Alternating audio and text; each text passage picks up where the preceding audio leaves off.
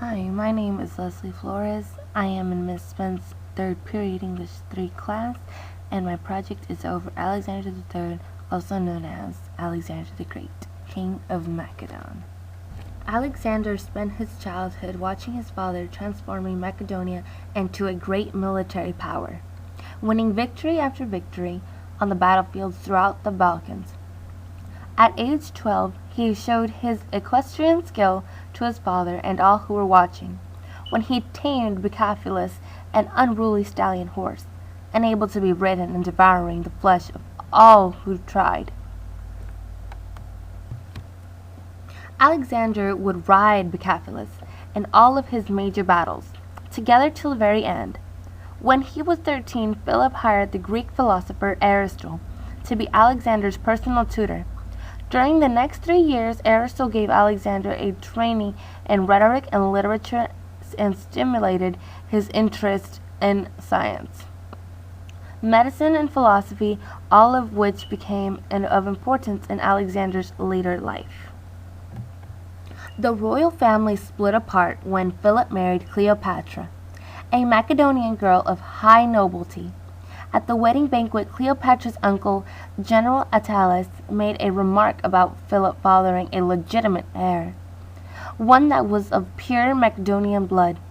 Alexander threw his cup at the man, blasting him for calling him bastard child. Philip stood up, drew his sword, and charged at Alexander, only to trip and fall in his face in his drunken stupor, at which Alexander shouted, "Here is the man who was making ready to cross from Europe to Asia, and who cannot even cross from one table to another without losing his balance." He then took his mother and fled the country to Epirus. Although allowed to return later, Alexander remained isolated and insecure at the Macedonian court.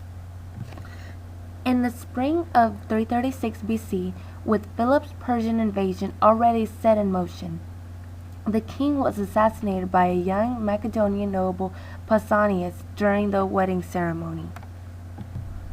There were reports that also both Olympias and Alexander were responsible for the assassination by driving the young man into committing the act.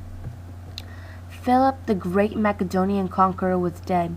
The man who liberated his own country and brought it from the edge of the abyss into a world power. His dream of conquering the Persian Empire now lays on his successor, his son, King Alexander III.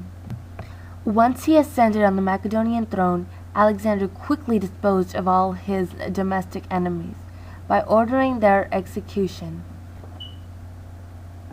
The letter I would give Alexander is the letter A, for abusing, because he abused his power as leader and used it to his own advantage.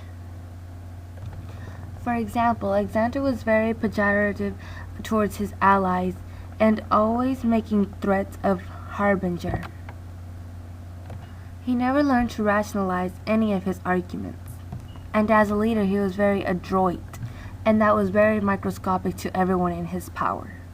I like to give credit to Google Images, Ancient Sculpture Gallery, History of Macedonia blog, the CFISD online library, and thank you very much for listening to my documentary on Alexander III.